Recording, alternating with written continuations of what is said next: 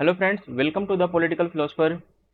Friends, हम लोग उत्तराधुनिकतावाद और बहुसंस्कृतिवाद के ऊपर फर्स्ट पार्ट में हमने 20 क्वेश्चन के आसपास कर लिया था। ठीक है, तो आज हमारा जो फाइनल और सेकंड पार्ट होगा उसमें हम लगभग 29 क्वेश्चन और ऐड करेंगे, जिसमें से हमें टोटल 49 क्वेश्चन देखने को यहाँ पे मिलेंगे। और ये ऐसे क्वेश्चन होंगे, अगर यकीन मानिए कि आप अगर इन क्वेश्चंस को कर ले जा रहे हैं अच्छे से, ठीक है, चाहे आप मेरे वीडियो के थ्रू आप समझ रहे हैं चीज़ों को, चाहे आप इसका पीडीएफ निकाल के चीज़ों को समझ लें, यकीन मानिए अगर ये चीज़ें आप अच्छे तरीके से कर ले जाएंगे तो मैं मानता हूं कि एग्जाम में इसके बाहर कुछ भी नहीं पूछता।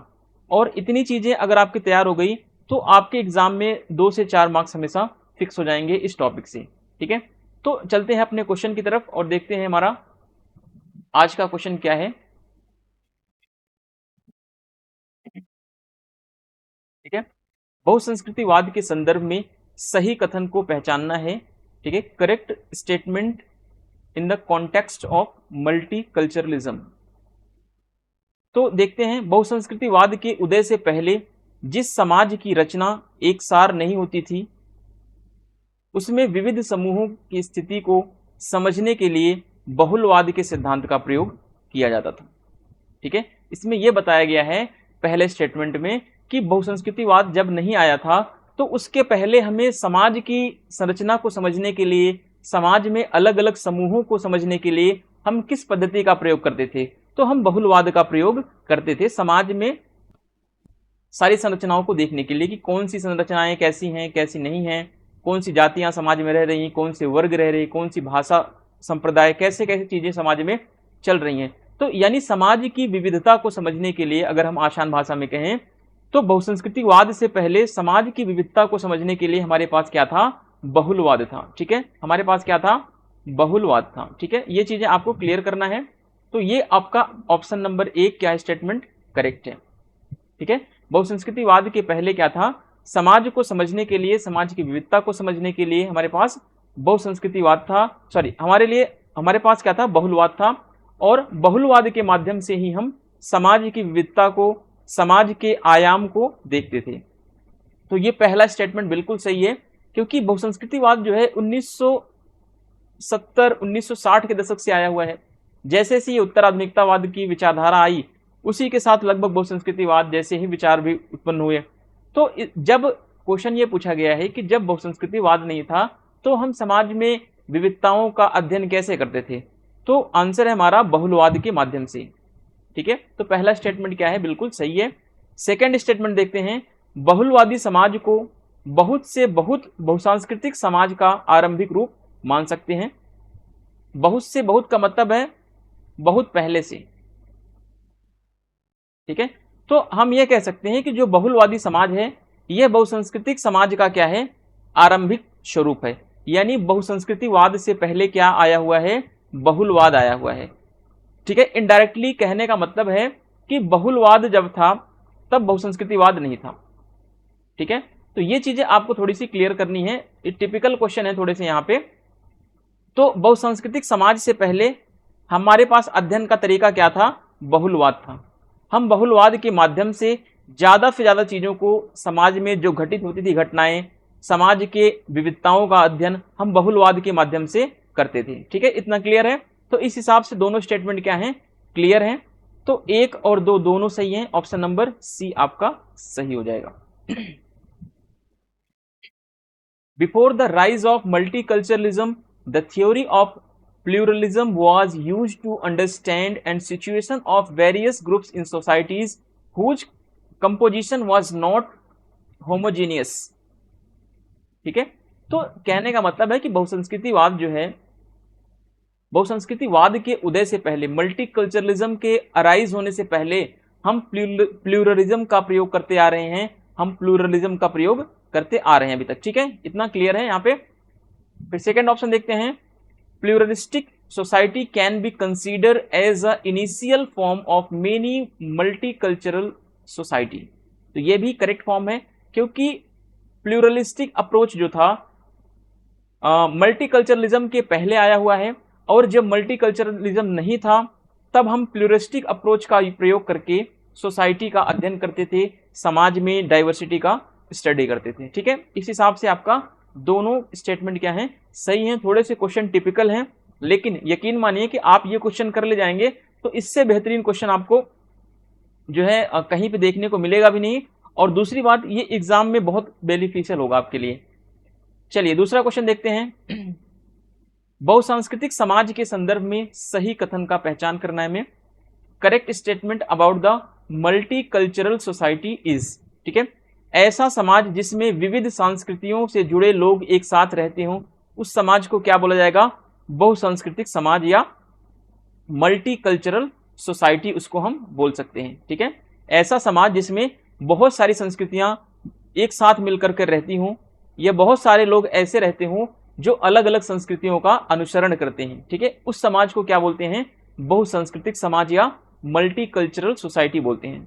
तो ऑप्शन नंबर आपका ए सही है इस तरीके से। ठीक है, दूसरा ऑप्शन देखते हैं। ऐसे समाज में प्रत्येक सांस्कृतिक समूह को अपनी अपनी संस्कृति से जुड़ी विशेषताएं जैसे भाषा, धर्म, रीति रिवाज, वेशभूषा, खान पान, रहन सहन का ढंग तथा कला कौशल इत्यादि कायम रखने की स्वतंत्रता दी जाती है या रहती है उनके पास। ठीक है, तो जो बहुसांस्कृतिक समाज होता है, बहुसांस्कृतिक समाज में जितने भी लोग रह रहे हैं, चाहे वो किसी भी धर्म को पालन करते हैं, चाहे वो किसी भी भाषा का अनुसरण करते हैं, चाहे उनकी वेशभूषा कैसी है, तो बहुसांस्कृतिक समाज जो होगा उसमें व्यक्तियों को पूरी आज़ादी होगी, पूरी खुली छूट होगी उनको कि अपनी भाषा का प्रचार प्रसार कर सके, अपने धर्म का प्रचार प्रसार कर सके, अपने रीति रिवाज को माने। ठीक है, और अपने खान पान का अनुसरण करें। और साथ के साथ इसकी अगली विशेषता क्या होती है ऐसे समाज की, ऐसे समाज की यह विशेषता यह भी होती है कि किसी संस्कृति को किसी अन्य संस्कृति में विलीन होने के लिए विवश नहीं किया जा सकता।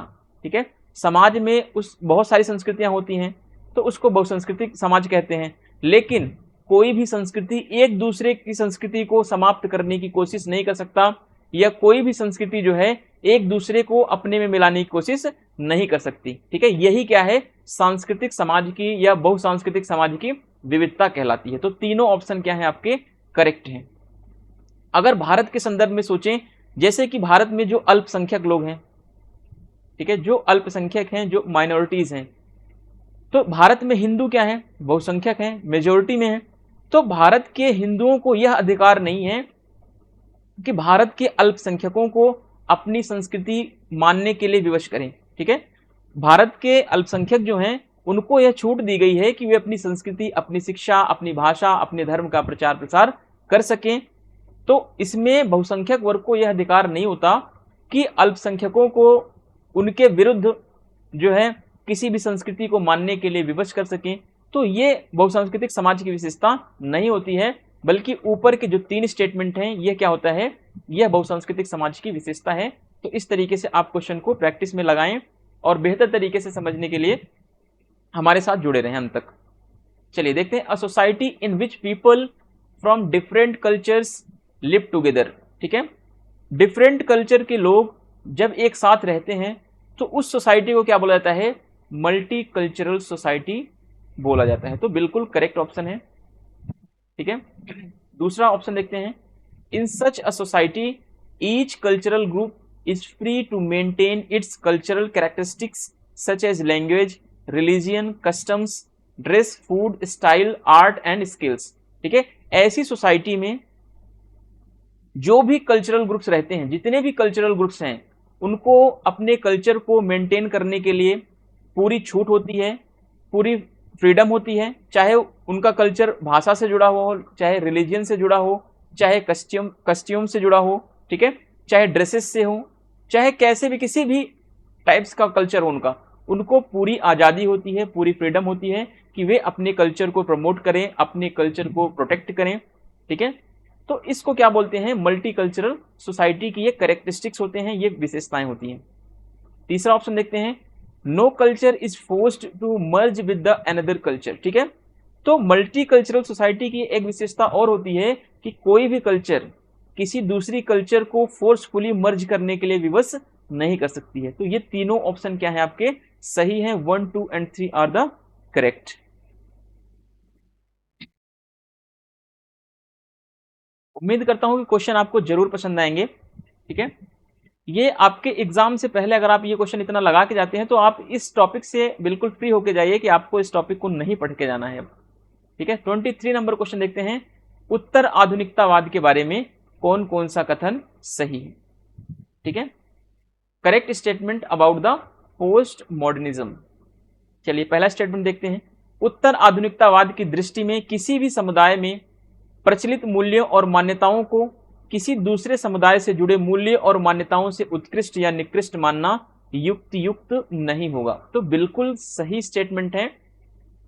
ठीक है, क्योंकि उत्तर आधुनिकतावाद कहता है कि चाहे कोई भी समुदाय हो, चाहे उसमें कोई से भी मूल्य हो, ठीक है, चाहे कैसा भी समुदाय हो, कैसे भी उनके मूल्य हो, लेकिन हम उनके दूसरे समुदाय से और दूसरी मान्यताओं से उनको हम कंपेयर करके अच्छा या बुरा नहीं बता सकते हैं। ठीक है, अगर हम एक संस्कृति को दूसरे संस्कृति से कंपेयर करके तुलना करें तो ये उत्तर आधुनिकतावाद अच्छा इसको नहीं मानता है। तो ये ऑप्शन क्या है, बिल्कुल करेक्ट है। अगर आसान भाषा में समझे तो उत्तर आधुनिकतावाद कहता है कि हम किसी दूसरी संस्कृति के मूल्यों को तुलना करके यह नहीं बताएंगे कि कौन सी संस्कृति अच्छा है या कौन सी संस्कृति बेकार है। ठीक है, तो ये आसान भाषा में है, थोड़ी सी लैंग्वेज क्लिष्ट हुई है, इस वजह से एग्जाम में ऐसे ही लैंग्वेज पूछे जाते हैं। तो आपको अभ्यास इन्हीं सब पे बनाना है, अपनी प्रैक्टिस को इन सब चीजों पर करना है, तभी आपका जो है एग्जाम में स्ट्रेस और प्रेशर आप झेल सकते हैं। अदरवाइज आप क्या होता क्या है कि आप शब्दों के चक्कर में ही फंसे रहते हैं। ठीक है, अब देखते हैं, इस विचारधारा के अनुसार कोई सत्य अंतिम सत्य नहीं हो सकता। तो बिल्कुल सही बात है, क्योंकि उत्तर आधुनिकतावाद कहता है कि कोई भी सत्य अंतिम सत्य नहीं है, कोई भी ट्रुथ जो है यूनिवर्सल नहीं हो सकता। ठीक है, कोई भी ट्रुथ अल्टीमेट या यूनिवर्सल नहीं हो सकता, क्योंकि सत्य जो होता है वो क्या होता है, सापेक्ष होता है। ये बात ध्यान रखना, उत्तर आधुनिकतावाद के अनुसार ज्ञान क्या होता है, सापेक्ष होता है, यानी कि ज्ञान जो होता है रिलेटिवली होता है। ठीक है, ज्ञान कभी भी, नॉलेज कभी भी एब्सोल्यूट नहीं होता। ऐसा कौन बोल रहा है, ऐसा उत्तर आधुनिकतावाद कह रहा है कि ज्ञान कभी भी निरपेक्ष नहीं होता। ज्ञान हमेशा कैसा होगा, ज्ञान हमेशा, नॉलेज हमेशा सापेक्ष होगा। ये बात आप ध्यान रखेंगे। ठीक है, निरपेक्ष और सापेक्ष के बारे में हमने बहुत अच्छा डिस्कस किया हुआ है कि निरपेक्ष का मतलब क्या होता है और सापेक्ष का क्या मतलब होता है। अगर आपने उत्तर आधुनिकतावाद का वीडियो मेरा नहीं देखा है तो पॉलिटिकल थ्योरी के प्लेलिस्ट में जाकर वहां से आप चीजों को अच्छे से क्लियर करेंगे, तो ये क्वेश्चन आपको आसानी से समझ में आ जाएंगे। तो अभी तक दो ऑप्शन सही हैं आपके, और तीसरा ऑप्शन देखते हैं, यह वस्तुनिष्ठता के विचार का समर्थक है। तो गलत, यह ऑब्जेक्टिविटी को एक्सेप्ट नहीं करता, यह वस्तुनिष्ठता के विचार को नकारता है, बल्कि वस्तुनिष्ठता के विचार के बजाय यह व्यक्तिनिष्ठता के विचार को, व्यक्तिनिष्ठता के विचार को स्वीकार करता है। यह सब्जेक्टिविटी पर फोकस करता है।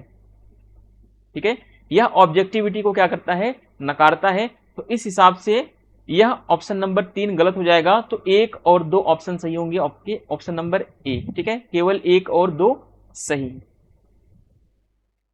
चलिए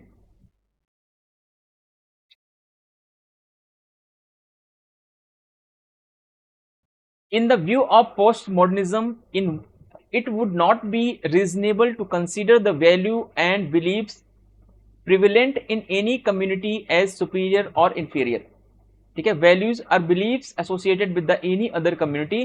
तो ये कहता है कि हमें यह अच्छा नहीं होगा, यह इसको बेकार मानता है कि किसी भी कम्युनिटी का, किसी भी कल्चर का हम कंपैरिजन करें और कंपैरिजन के बेस पर हम बोलें कि यह सुपीरियर है और यह कल्चर जो है इंफीरियर है। तो ये उत्तर आधुनिकतावाद जो है, पोस्ट मॉडर्निज्म, इसमें बिलीव नहीं करता है, इसको यह अच्छा नहीं मानता, इसको कहता है ये रीजनेबल नहीं है ये। ठीक है, तो ये करेक्ट ऑप्शन हो जाएगा अकॉर्डिंग टू।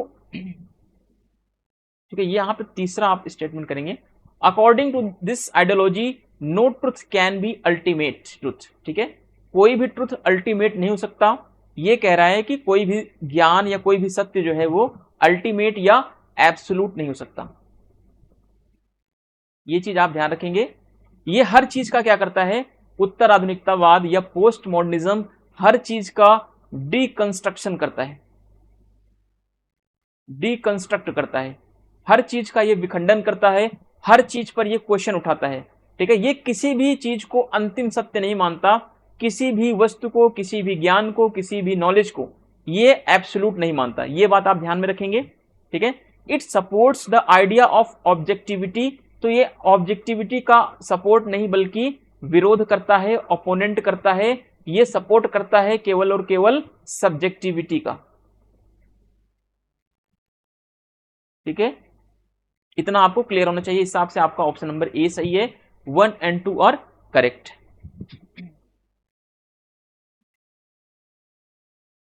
चलिए, बहुसांस्कृतिक समाज के संदर्भ में कौन सा कथन सही है। बहुसांस्कृतिक समाज के संदर्भ में हमें क्या करना है, मल्टीकल्चरल सोसाइटी के बारे में कौन सा स्टेटमेंट करेक्ट है, इसके बारे में हमें फाइंड आउट करना है।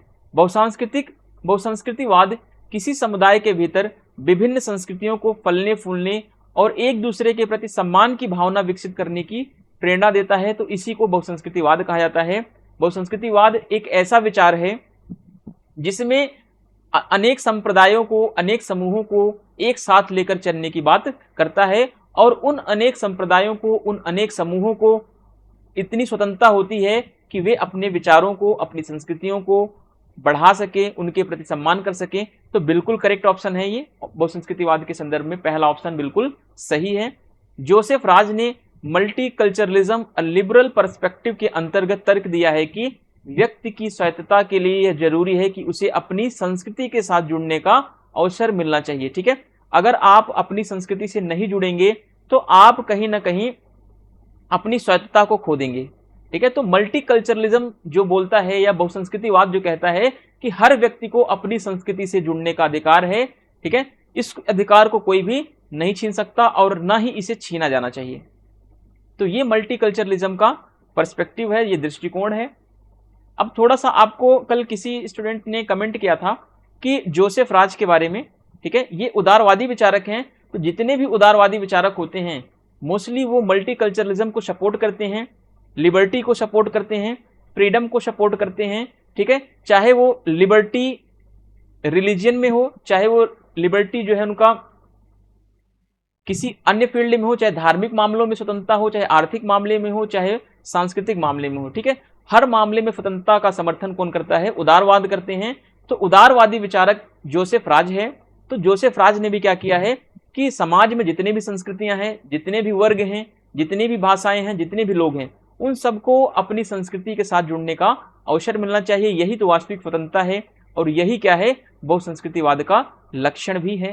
तो दोनों चीजें क्या है, करेक्ट हैं। तो बुक याद रखना, मल्टीकल्चरलिज्म अ लिबरल पर्सपेक्टिव, ठीक है। ये क्या है, जोसेफ राज की बुक है।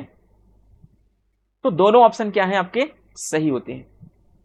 द करेक्ट स्टेटमेंट आपको फाइंड आउट करना है, multiculturalism encourages different culture to flourish within a community and develop a sense of respect for each other, ठीक है।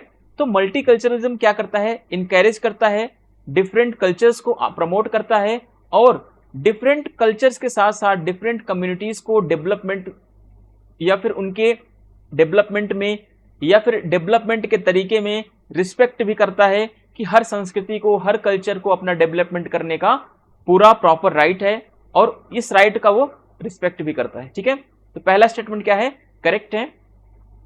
जोसेफ राज की बुक कौन सी है, फेमस बुक है मल्टीकल्चरलिज्म अ लिबरल पर्सपेक्टिव। हो सकता है एग्जाम में ये क्वेश्चन पूछा जाए। हैज आर्ग्यूड दैट इंडिविजुअल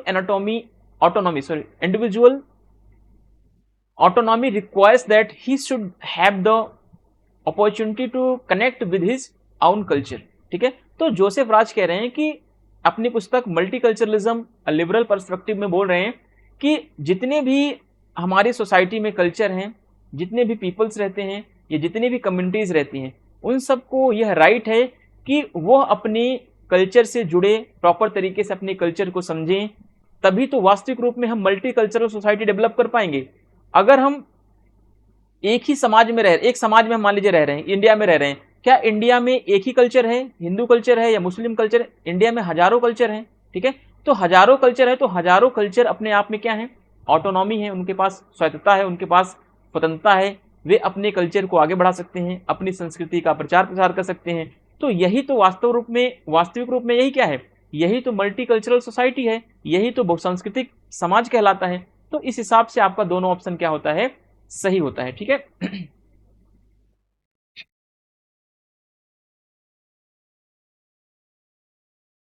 चलिए अब देखते हैं निम्नलिखित में से कौन से कथन सही है।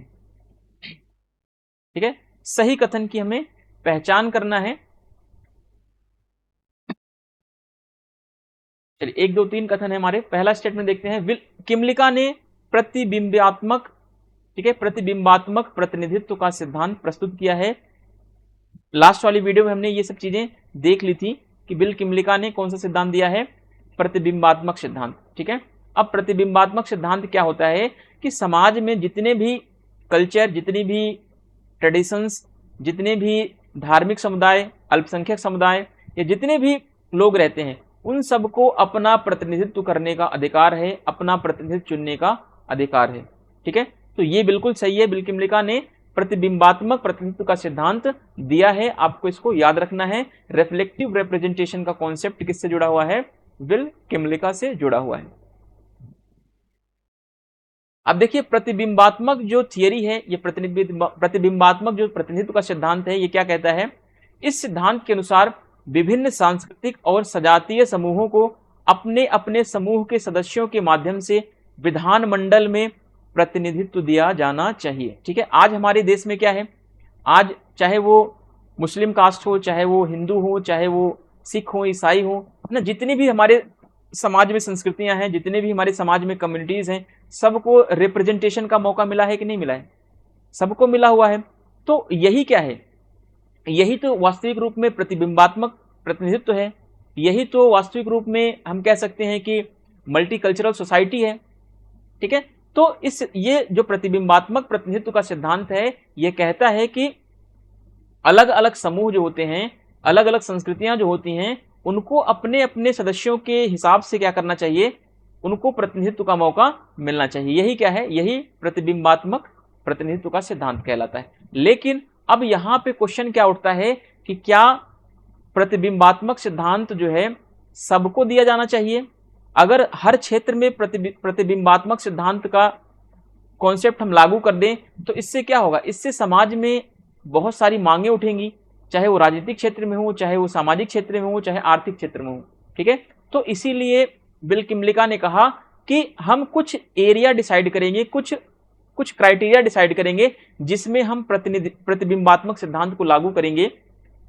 अगर हम सारे क्षेत्रों में इस सिद्धांत को लागू करेंगे तो इससे समाज में मांग ज्यादा बढ़ जाएगी। ठीक है, मांग बढ़ने से क्या होगा, मांग बढ़ने से हम उस मांग को पूरा नहीं कर पाएंगे, तो ऐसे में समाज में क्या होगी, अराजकता की स्थिति फैल जाएगी। तो बिल किमलिका ने स्वीकार किया कि प्रतिबिंबात्मक प्रतिनिधित्व के विचार को सब मामलों में, सभी मामलों में कार्यान्वित नहीं किया जा सकता है। ठीक है, हम इसको हर क्षेत्र में लागू नहीं कर सकते हैं, हम इसको एक लिमिटेड क्षेत्र में लागू कर सकते हैं, लेकिन सारे क्षेत्रों में इसको हम लागू करेंगे तो क्या होगा, तो समाज में अराजकता फैलेगी, मांग बढ़ेगी, डिमांड बढ़ेगा। ठीक है, जैसे हम सांस्कृतिक क्षेत्र में लागू कर लें तो ठीक है, चलो सभी व्यक्तियों को या सभी संप्रदायों को संस्कृति का अपने संरक्षण करने का अधिकार, अपनी भाषा को मानने का अधिकार है। ठीक है, लेकिन अगर हम ऐसे किसी और क्षेत्र में लागू करें, जैसे मान लो राजनीति के क्षेत्र में इसको लागू करने की कोशिश करें, तो बिल किमलिका कहता है कि इससे क्या होगा, राजनीति में मांगों की भरमार हो जाएगी, डिमांड क्या होगा, बहुत ज्यादा बढ़ जाएगा। डिमांड बढ़ेगा तो ओवरलोड हो जाएगा। ठीक है, जैसे ही ओवरलोड होगा तो सिस्टम क्रैश हो जाएगा। ठीक है, तो इसीलिए बिल किमलिका ने बोला कि जो प्रतिबिंबात्मक प्रतिनिधित्व का सिद्धांत है, इसको हम सारे मामलों में लागू नहीं कर सकते, कुछ एक मामलों में या कुछ सिलेक्टेड एरियाज में हम उसको लागू कर सकते हैं। तो ये चीजें आपको थोड़ी सी क्लियर करनी है, समझ के चलना है। ठीक है, चलिए आगे देखते हैं। Kymlicka has introduce the theory of reflective representation, तो बिल्कुल करेक्ट है। According to this theory, different culture and ethnic groups will be presented in the legislature through members of their respective groups। ठीक है, तो बिल किमलिका कहते हैं कि इस थियरी के अकॉर्डिंग क्या होना चाहिए कि डिफरेंट कल्चर के लोग, डिफरेंट एथनिक्स ग्रुप्स के लोग क्या कर सकते हैं, अपना लेजिस्लेचर में रिप्रेजेंटेशन कर सकते हैं, अपना रिप्रेजेंटेटिव्स मेंबर्स भेज सकते हैं वहां पे। ये राइट्स कहलाता है रिफ्लेक्टिव रिप्रेजेंटेशन का राइट। ठीक है, इसको क्या बोलते हैं, रिफ्लेक्टिव रिप्रेजेंटेशन कहा जाता है। Bill Kymlicka has admitted that the idea of reflective representation can not be implemented in all cases. ठीक है, तो बिल किमलिका ने बोला कि जो रिफ्लेक्टिव रिप्रेजेंटेशन का कॉन्सेप्ट है, जो प्रतिबिंबियात्मक प्रतिनिधित्व का सिद्धांत है, इसको हम ऑल केसेस में या सारी केसेस में इंप्लीमेंट नहीं कर सकते। इंप्लीमेंट करेंगे तो क्या होगी, डिमांड ओवरलोड हो जाएगा। ठीक है, डिमांड इंक्रीज होगा, डिमांड इंक्रीज होगा तो ओवरलोड बढ़ेगा, ओवरलोड बढ़ेगा तो सिस्टम क्या होगा, क्रैश हो जाएगा, व्यवस्था भंग हो जाएगी। तो इस तरीके से इन्होंने सारी बातें प्रतिबिंबात्मक प्रतिनिधित्व के बारे में बताया है, या फिर रिफ्लेक्टिव रिप्रेजेंटेशन के बारे में इन्होंने मेंशन किया हुआ है। अगर आप बहुत डीप में नहीं याद कर सकते तो कम से कम रिफ्लेक्टिव रिप्रेजेंटेशन तो याद करके जाएं शब्द, इस शब्द को तो जरूर आप याद करके जाएं। ठीक है, एग्जाम में। चलिए आगे देखते हैं 26 नंबर क्वेश्चन। उत्तर आधुनिकतावाद के संदर्भ में सही कथन का पहचान करना है हमें। उत्तर आधुनिकतावाद आधुनिकतावाद का विलोम और विकास भी है। ठीक है, बिल्कुल सही है। जो उत्तर आधुनिकतावाद है यह आधुनिकतावाद का क्या है, विरोधी भी है, और क्या है, आधुनिकतावाद के आगे का कॉन्सेप्ट है, यह आधुनिकतावाद के विकास का भी ये चरण है। ठीक है, दूसरा स्टेटमेंट देखते हैं। उत्तर आधुनिकतावाद में व्यक्ति और सामाजिक इकाइयों की आजादी का समर्थन किया जाता है, यानी कि उत्तर आधुनिकतावाद में अलग अलग संस्कृतियों का, अलग अलग समूहों का, इन सबको फ्रीडम की बात दी गई है, इन सबकी आजादी की बात कही गई है। तो बिल्कुल सही ऑप्शन है आपका दूसरा भी। तीसरा ऑप्शन देखते हैं। उत्तर आधुनिकतावाद में ज्ञान की जगह सूचना का महत्व ज्यादा होता है। ठीक है, ज्ञान की जगह जो है सूचना का महत्व ज्यादा होता है, तो बिल्कुल सही है। ठीक है, तो ये उत्तर आधुनिकतावाद सूचना पर ज्यादा बल देता है, इंफॉर्मेशन पर ये ज्यादा बल देता है, नॉलेज पर बल्कि उतना बल नहीं जितना सूचना पर बल देता है। चलिए, इस हिसाब से आपका ऑप्शन नंबर 1, 2 और 3 सही है। Post modernism is the antonyms and also the development of modernism, तो बिल्कुल करेक्ट है। In post modernism the freedom of the individual and social unit is supported, तो बिल्कुल सही है। इसमें इंडिविजुअल्स की फ्रीडम को प्रमोट किया जाता है और सोशल यूनिट को सपोर्ट किया जाता है। इंडिविजुअल्स एंड सोशल यूनिट्स को क्या किया जाता है, सपोर्ट किया जाता है। In post modernism information is more important. ठीक है, इंफॉर्मेशन क्या है, मोर इंपॉर्टेंट है देन द नॉलेज। ठीक है, नॉलेज की अपेक्षा जो है इंफॉर्मेशन क्या है, मोस्ट इंपॉर्टेंट है या ज्यादा महत्वपूर्ण है।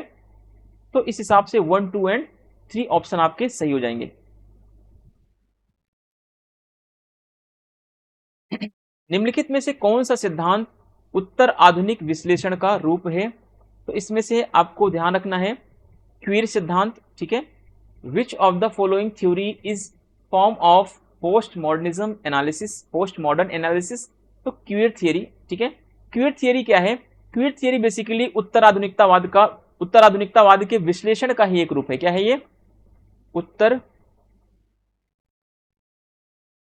आधुनिकतावाद के विश्लेषण का रूप है, विश्लेषण का एक रूप है। ठीक है, ये है क्वीर थियरी। अब देखते हैं आगे क्वेश्चन 28 नंबर क्वेश्चन। उत्तर आधुनिक विश्लेषण में क्वीर सिद्धांत। ठीक है, उत्तर आधुनिक विश्लेषण में क्वीर सिद्धांत जो है 4 आधारभूत राजनीतिक दावों को अंतर्निहित करता है। निम्नलिखित में से कौन कौन सा दावे हैं। ठीक है, in post modern analysis queer theory implies 4 fundamental political claims, which one of the following is true. ठीक है, 4 जो है उत्तर आधुनिक विश्लेषण में जो क्वीर सिद्धांत है वो 4 सिद्धांतों का बेसिकली क्या है, एक समूह है, और इसमें से कौन सा सही है हमें ये फाइंड आउट करना है। ठीक है, तो जो क्वीर सिद्धांत है वो सेक्सुअलिटी को राजनीति का केंद्र मानता है। ठीक है, पहला स्टेटमेंट सही है आपका। दूसरा, ये पहचान को क्रियात्मक मानता है कि आइडेंटिटी जो है वो परफॉर्मेटिव होनी चाहिए। ठीक है, sexuality is the centre of politics, तो बिल्कुल सही है। लोकप्रिय संस्कृति राजनीतिक रूप से परिवर्तनकारी नहीं हो सकती, तो गलत हो जाएगा ये, क्योंकि क्वीर सिद्धांत कहता है कि जो लोकप्रिय संस्कृति होती है उसमें परिवर्तन संभव होता है, उसमें चेंजेस हमेशा ट्रांसफॉर्मेशन हमेशा होना चाहिए, ठीक है। जहां पे जिस भी संस्कृति में ट्रांसफॉर्मेशन नहीं होता वो क्वीर सिद्धांत उसको अच्छा नहीं मानता, ठीक है। तो ट्रांसफॉर्मेशन जरूरी है, परिवर्तन जरूरी है। तो ये स्टेटमेंट क्या हो जाएगा, गलत हो जाएगा। राजनीति एक विडंबना है ऐसा क्वीर सिद्धांत बोलता है, क्योंकि वो कहता है कि सेक्सुअलिटी का क्या है, राजनीति सेक्सुअलिटी का एक केंद्र है, तो इसीलिए कहता है कि राजनीति क्या है, एक विडंबना भी इसी के साथ है। Politics is a irony. तो इस हिसाब से आपका ऑप्शन नंबर 1, 2 और 4 सही है। 1, 2 और 4 ऑप्शन नंबर सही है। ए वाला ऑप्शन आपका करेक्ट है। इसको मैं भी पीडीएफ, वीडियो क्लास खत्म होने के बाद पीडीएफ आपको टेलीग्राम चैनल पर मिल जाएगा। चलिए 29 नंबर क्वेश्चन देखते हैं। किस देश में उत्तर आधुनिकतावादी राजनीतिक चिंतन प्रमुख रूप से प्रादुर्भाव हुआ, या किस देश में कहें कि उत्तर आधुनिकता का विचार जो है सबसे पहले आया? तो फ्रांस में आया, ठीक है। फ्रांस में पोस्ट मॉडर्निज्म का कॉन्सेप्ट जो है सबसे पहले इमर्ज हुआ है।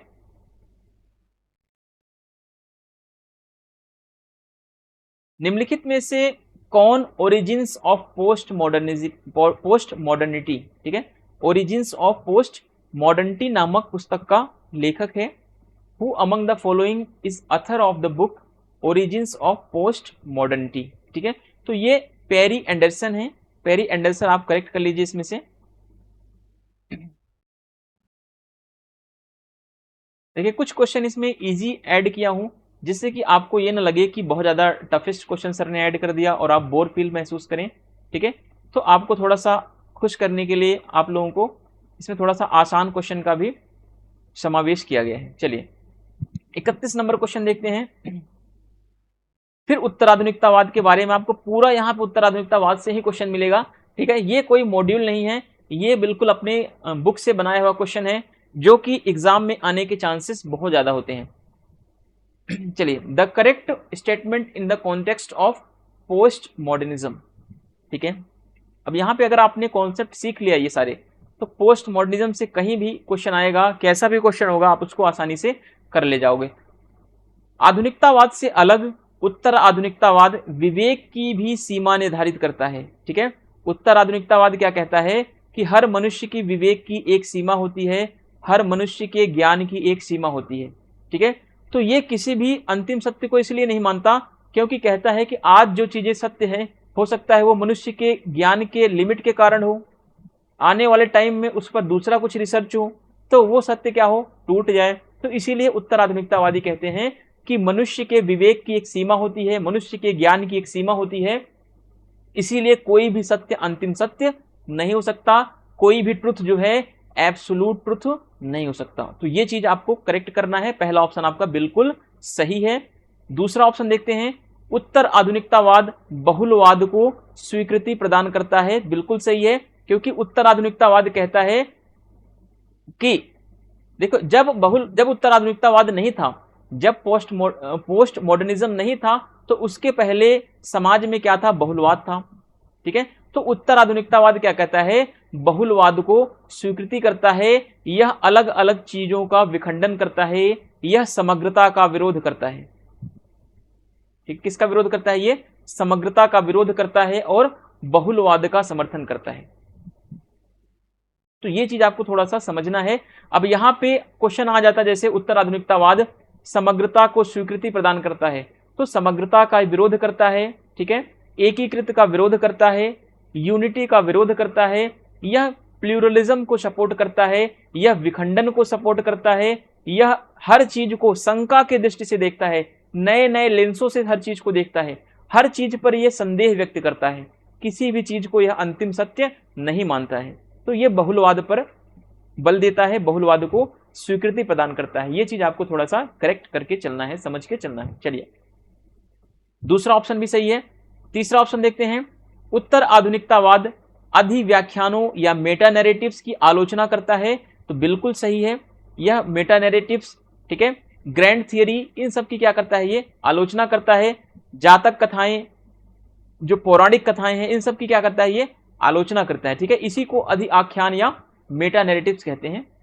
इन सब का क्या कर रहा है, पोस्ट मॉडर्निज्म क्रिटिसाइज कर रहा है, ठीक है। चलिए आगे देखते हैं, उत्तर आधुनिकतावाद का प्रयोग सर्वप्रथम किसने किया? इस शब्द का प्रयोग अर्नोल्ड टाइनबी ने किया।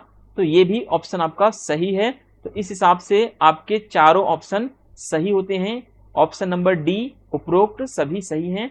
The term post modernism was first used by the Arnold Toynbee. तो करेक्ट ऑप्शन आपका ऑल ऑफ द अबव हो जाएगा।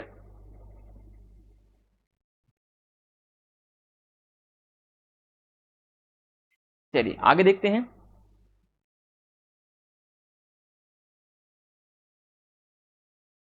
मुझे ना थोड़ा सा चीजें अलग से अभी सीखनी पड़ेगी, और जैसे कि टेक्निकल वे में सीखनी पड़ेगी कि ये पेज कैसे फिलअप पूरा हो जाए, एक पूरा स्क्रीन में आ जाए। क्योंकि अब यहाँ पे स्क्रीन बड़ी होती है तो बाकी के ऑप्शन नीचे वाले नहीं दिखते, ऊपर नीचे करना पड़ता है, तो ऊपर के ऑप्शन हट जाते हैं। तो कुछ ऐसा ट्रिक्स लाना पड़ेगा। अब मैं सीखूंगा उसके बारे में, थोड़ा सा पूछूंगा किसी से। चलो देखते हैं 32 नंबर क्वेश्चन। उत्तर आधुनिकतावाद के संदर्भ में निम्न कथनों पर विचार कीजिए। अब देखिए फिर बार बार उत्तर आधुनिकतावाद से क्वेश्चन पूछा जाएगा, क्योंकि टॉपिक ही वही है, बहुसंस्कृतिवाद का टॉपिक है, उत्तर आधुनिकतावाद का टॉपिक है। उत्तर आधुनिकतावाद आधुनिकतावाद को स्वीकार करता है, क्या यह सही है? ठीक है, तो हमें क्या करना है? सही कथन का पहचान करना है। यहां पे नीचे आपको पीले में हाईलाइट करके लिखा हुआ है। ठीक है, तो हमारा 32 नंबर का क्वेश्चन क्या होगा, देखते हैं कि कौन कौन से कथन इसमें सही है। तो उत्तर आधुनिकतावाद जो है आधुनिकतावाद को स्वीकार करता है, तो गलत हो जाएगा। यह उत्तर आधुनिकतावाद जो है आधुनिकतावाद का क्या है? विरोध करता है। आधुनिकतावाद में क्या क्या चीजें आती हैं? विज्ञान। ठीक है, तो उत्तर आधुनिकतावाद क्या है? विज्ञान का विरोधी है। ठीक है, आधुनिकतावाद यानी विज्ञानवाद में क्या आता है? तर्क आता है। तो उत्तर आधुनिकतावाद तर्क का विरोधी है। ठीक है, आधुनिकतावाद क्या करता है? किसी भी चीज को अंतिम सत्य मानता है। तो उत्तर आधुनिकतावाद जो है अंतिम सत्य का विरोध करता है। ठीक है, किसी भी सत्य को अंतिम सत्य नहीं मानता है। तो ये सारी चीजें आपको सीखना है, मल्टी डायमेंशंस में अपने दिमाग को दौड़ाना है, तभी आपका नॉलेज जो है बूस्ट हो पाएगा। ठीक है, आपको जेआरएफ करना है तो इस तरीके से आपको चीजें सोचनी पड़ेंगी। उत्तर आधुनिकतावाद विखंडनवाद का समर्थन नहीं करता है, तो गलत हो जाएगा। यह विखंडनवाद का समर्थन करता है, हर चीज पर यह संदेह व्यक्त करता है, हर चीज को यह तोड़कर देखता है। ठीक है, तो ये क्या हो जाएगा? गलत हो जाएगा। ये भी गलत, दूसरा नंबर भी गलत। तीसरा ऑप्शन देखते हैं। उत्तर आधुनिकतावाद स्थानीय आख्यानों की आलोचना करता है, तो यह भी गलत हो जाएगा। उत्तर आधुनिकतावाद जो है स्थानीय आख्यानों की आलोचना नहीं करता, बल्कि स्थानीय आख्यानों का यह समर्थन करता है, समर्थन करता है। ठीक है, तो इस हिसाब से एक भी ऑप्शन इसमें से सही नहीं है, उपरोक्त में से कोई भी सही नहीं है। ठीक है, पोस्ट मॉडर्निज्म एक्सेप्ट मॉडर्निज्म गलत, ये रिजेक्ट करता है, एक्सेप्ट नहीं करता। Post modernism does not support deconstructionism. ठीक है, तो ये डज नॉट सपोर्ट नहीं, बल्कि डीकंस्ट्रक्टिनिज्म को क्या करता है? ये सपोर्ट करता है। ये भी ऑप्शन गलत। Post modernism criticises local narratives, तो ये लोकल नैरेटिव्स का सपोर्ट करता है और मेटा नैरेटिव्स का खंडन करता है। ठीक है, मेटा नैरेटिव का क्या करता है? ये विरोध करता है, ओपोनेंट करता है, जबकि ये लोकल नैरेटिव्स को सपोर्ट करता है। ठीक है, ये बात आप थोड़ा सा समझ के चलेंगे। ये महान वृत्तांतों का विरोध करता है। ठीक है, महान वृत्तांतों का क्या करता है? ये विरोध करता है। और स्थानीय आख्यानों का, स्थानीय नैरेटिव्स का क्या करता है? ये लोकल नैरेटिव्स का सपोर्ट करता है। इतना आपको क्लियर होना चाहिए। मुझे लगता है कि ये वीडियो आप देख लेंगे तो आपका सारा क्लियर हो ही जाएगा। चलिए आगे देखते हैं।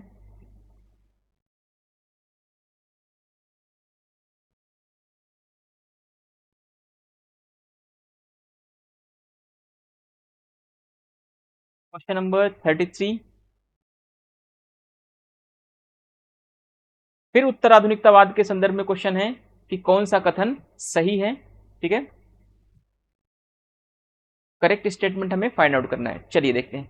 किसी भी एक मान्यता, एक विचारधारा को यह स्वीकार नहीं करता है, तो बिल्कुल सही है। या किसी भी एक मान्यता, किसी भी एक सत्य को, किसी भी एक विचारधारा को यह स्वीकार नहीं करता, क्योंकि इसका विश्वास बहुलवाद में है।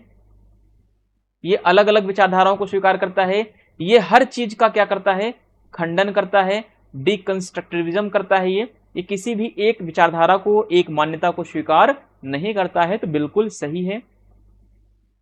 उत्तर आधुनिकतावाद भाषा के महत्व पर बल देता है, तो बिल्कुल सही है। ये भाषा के ऊपर अलग अलग भाषाओं को महत्व देता है, अलग अलग संस्कृतियों को महत्व देता है, ठीक है, तो ये बिल्कुल सही है। उत्तर आधुनिकतावाद समुदाय के महत्व पर बल देगा, बिल्कुल सही है। जितने भी समाज में समुदाय होते हैं उन पर ये क्या करता है, महत्वपूर्ण बल देता है, ठीक है। तो कहीं ना कहीं उत्तर आधुनिकतावाद और बहुसंस्कृतिवाद दोनों क्या है, एक ही सिक्के के दो पहलू मान सकते हैं। बहुसंस्कृतिवाद जो है उत्तर आधुनिकतावाद के बहुत ज्यादा करीब माना जाता है, ये बात आप ध्यान रख के चलेंगे। चौथा ऑप्शन देखते हैं, उत्तर आधुनिकतावाद विखंडनवाद या विसंरचनावाद को स्वीकार करता है, तो बिल्कुल सही ऑप्शन है, आपके चारों करेक्ट हैं। इस हिसाब से उपरोक्त चारों सभी सही हैं। Does not accept any belief one ideology, तो बिल्कुल करेक्ट है। Post modernism stresses the importance of languages, बिल्कुल सही है, ये इंपॉर्टेंस देता है लैंग्वेज को। Post modernism stresses the importance of community, तो बिल्कुल सही है, ये कम्युनिटी को इंपॉर्टेंस देता है। पोस्ट मॉडर्निज्म एक्सेप्ट डीकंस्ट्रक्टिविज्म, तो बिल्कुल सही है, ये भी ऑप्शन करेक्ट है आपका। इस हिसाब से क्या है, ये चारों ऑप्शन आपके सही हैं, ऑल ऑफ द अबव आपका ऑप्शन सही हो जाएगा, ठीक है। चलिए, बहुसंस्कृतिवाद के विमर्श में निम्नलिखित में से किसने आंतरिक प्रतिबंध और बाह्य प्रतिबंध, ठीक है, यानी कि एक्सटर्नल कॉन्स्ट्रेंट और इंटरनल कॉन्स्टेंट, दो शब्दों का प्रयोग किसने किया है बहुसंस्कृतिवाद के संदर्भ में या बहुसंस्कृतिवाद के विचार विमर्श में, किसने आंतरिक प्रतिबंध और बाहरी प्रतिबंध या बाह्य प्रतिबंध की बात की है। तो ये हमने दूसरे क्वेश्चन में भी इसका डिस्कस किया था, ये तीसरे क्वेश्चन में, तो इसका करेक्ट ऑप्शन आपका हो जाएगा विल किमलिका, ठीक है, Will Kymlicka is the correct option.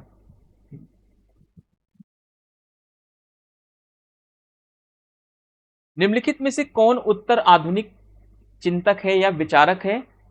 Who among the following is post modern thinker, ठीक है, मिशेल फूको है, ठीक है, ये कहता है knowledge is power, knowledge is power, ज्ञान ही क्या है, शक्ति है, ऐसा माइकल फूको कहता है, ठीक है। लियोटार्ड क्या है, उत्तर आधुनिकतावादी विचारक है, तो ये भी ऑप्शन सही है।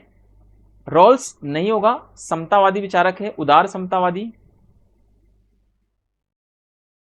ठीक है। लिबरल इगैलिटेरियन थिंकर है, ठीक है, तो ये गलत हो जाएगा, रॉल्स नहीं होगा। लेवी स्ट्रॉस भी नहीं होगा, ठीक है। तो इस हिसाब से ऑप्शन नंबर आपके ए और सी सही हो रहे हैं, ठीक है, तो ए और सी आपके करेक्ट हो जाएंगे, ठीक है। ऑप्शन नंबर सी आपका ए और सी करेक्ट है, मिशेल फूको और लियोटार्ड, ठीक है, दो ऑप्शन आपके सही हैं इसमें से, उत्तर आधुनिकतावादी विचारक हैं ये।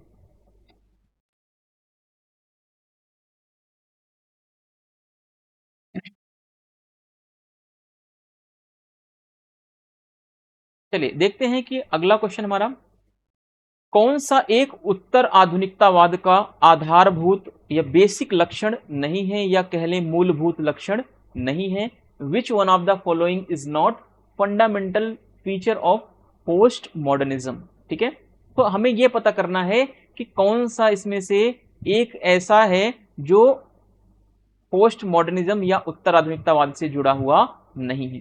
तो अभी आपने कॉन्सेप्ट सीखा कि यह क्या करता है, विखंडनवाद में विश्वास करता है, यह हर चीजों को तोड़ करके देखता है, डीकंस्ट्रक्शन में क्या करता है, यह बिलीव करता है। कौन, पोस्ट मॉडर्निज्म या उत्तर आधुनिकतावाद विसंरचना में विश्वास करता है, बहुलवाद में विश्वास करता है, ठीक है। विरोध किसका करता है, एकाग्रता का, समग्रता का, इन सब का क्या करता है, विरोध करता है। यह नारीत्व की अवधारणा से संबंधित है, तो गलत, उत्तर आधुनिकतावाद का संबंध नारीत्व की अवधारणा से जुड़ा हुआ नहीं है। It deals with the concept of femininity, तो गलत हो जाएगा ये। यह अंतरराष्ट्रीय संबंधों के स्वीकृत सिद्धांतों को चुनौती देता है, तो बिल्कुल सही है, क्योंकि अंतरराष्ट्रीय सिद्धांत में, अंतरराष्ट्रीय संबंधों में जो सिद्धांत स्वीकार कर लिए गए हैं वो आज क्या हो चुके हैं, सार्वभौमिक सत्य हो चुके हैं, और इसी सार्वभौमिक सत्य को यह नकारता है। जैसे कि अंतरराष्ट्रीय संबंध में क्या है, आज क्या माना जाता है, सबसे प्रमुख सिद्धांत कि राष्ट्रहित सर्वोपरि होता है। राष्ट्रहित क्या होता है, सर्वोपरि है। ठीक है, तो नेशनल इंटरेस्ट क्या है, सुप्रीम है। आज हम देखते हैं इंटरनेशनल रिलेशन में नेशनल इंटरेस्ट को सबसे ऊपर रखते हैं। तो उत्तर आधुनिकतावाद क्या करता है, यह कहता है कि जिस नेशनल इंटरेस्ट को आज सर्वोपरि माना जा रहा है, हो सकता है वो 10,000 सालों के बाद ये नेशनल इंटरेस्ट कुछ बदल जाए। ठीक है, राष्ट्रीय अंतरराष्ट्रीय संबंध क्या हो, बदल जाए। हो सकता है कि मानव का जीवन अच्छा माना जाए, मानव के जीवन को बचाना सुप्रीम लेवल पर रख दिया जाए, तो ये किसी भी सत्य को अंतिम सत्य नहीं मान सकता है ये। तो ये अंतरराष्ट्रीय संबंध के जो स्वीकृत सिद्धांत है उसको नकार देता है, उसका खंडन करता है, उसको चुनौती प्रस्तुत करता है। यह अधि आख्यान या मेटा नैरेटिव के प्रति अविश्वास व्यक्त करता है, या कह लें कि यह मेटा नैरेटिव को नकारता है, उसमें विश्वास नहीं करता है। तो बिल्कुल सही ऑप्शन है आपके, सारे सही हैं, बस बी ऑप्शन आपका गलत है, बी वाला ऑप्शन आपका रॉन्ग है। ठीक है, चलिए अब देखिए मेटा नैरेटिव क्या होता है, थोड़ा सा इसको समझ लेते हैं। Meta narrative basically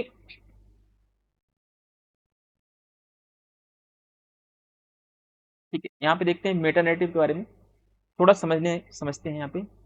Meta narrative, narrative, ठीक है, मेटा नैरेटिव जो होता है यह किसी विशेष ज्ञान की वैधता से जुड़ा होता है। किससे जुड़ा होता है, विशेष ज्ञान की वैधता के साथ जुड़ा होता है।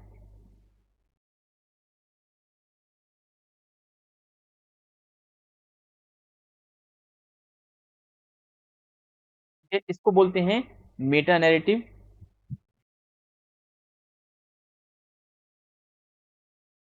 ठीक है, चलिए आगे देखते हैं। तो उत्तर आधुनिकतावाद के बारे में आपको समझ में आ गया कि यह विशेष ज्ञान की वैधता को नकारता है, यानी कि यह मेटा नैरेटिव को भी नकारता है। मेटा नैरेटिव को नकारने का मतलब है कि विशेष ज्ञान को भी यह नकारता है। चलिए आगे देखते हैं 37 नंबर क्वेश्चन। बिल किमलिका ने बिल किमलिका किन अधिकारों की अग्रदूत है। ठीक है, Bill Kymlicka is the pioneer of which rights. तो राजनीतिक अधिकार, कानूनी अधिकार, नैसर्गिक अधिकार या सांस्कृतिक अधिकार। तो बिल किमलिका जो है बहुसंस्कृतिवादी विचारक हैं और इन्होंने कल्चरल राइट्स को ज्यादा प्रमोट किया है, तो इसका ये जो है पायनियर मान सकते हैं इनको। ठीक है, अगर बात करें राजनीतिक अधिकार, कानूनी अधिकार और नैसर्गिक अधिकार, इन अधिकारों का जो अग्रदूत माना जाता है उसको उदारवाद को माना जाता है, या कहें तो हम लिबरलिज्म को माना जाता है।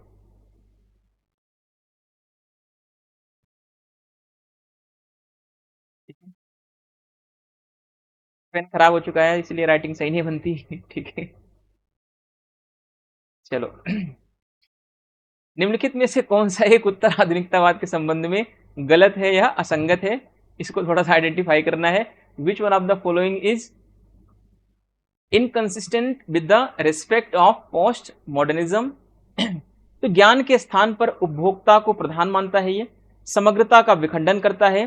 ठीक है, महानता को सामान्य मानता है, ऐतिहासिक प्रवृत्ति को यह स्वीकार करता है। तो इसमें से कौन सा ऑप्शन सही है आप बताओ इसमें से। ठीक है, क्या मैं इसको छोड़ दूं, है ना, अगर छोड़ दूंगा तो आप लोगों के लिए थोड़ा सा मुश्किल होगा, ढूंढ के करेंगे कैसे करेंगे। तो चलो ऑप्शन मैं आपको करेक्ट बताता हूं कि उत्तर आधुनिकतावाद जो है वो ऐतिहासिक प्रवृत्ति को स्वीकारता नहीं बल्कि ऐतिहासिक प्रवृत्ति को यह नकारता है।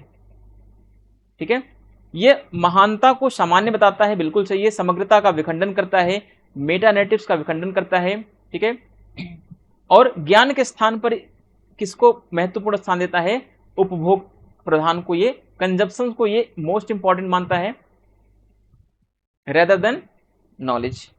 ठीक है, डिसइंटीग्रेशन ऑफ टोटलिटी या डीकंस्ट्रक्टिविज्म ऑफ द टोटलिटी, ऐसे कर सकते हैं। ठीक है, नॉर्मलाइजिंग ग्रेटनेस, बिल्कुल सही है। एक्सेप्ट हिस्टोरिकल ट्रेंड्स, तो ये एक्सेप्ट नहीं करता बल्कि इसको डिनाई करता है। ठीक है, चलो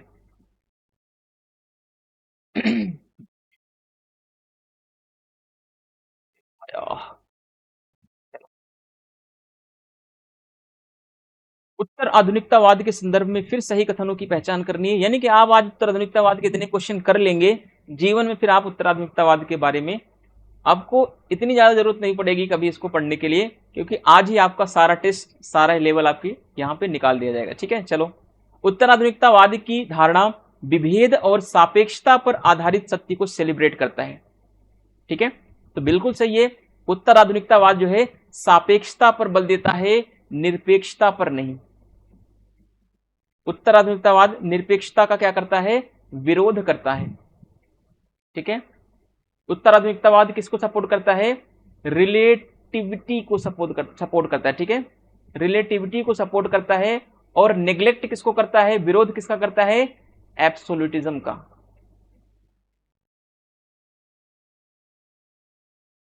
ठीक है, ये वर्ड्स आपको समझ के रखने हैं। ठीक है,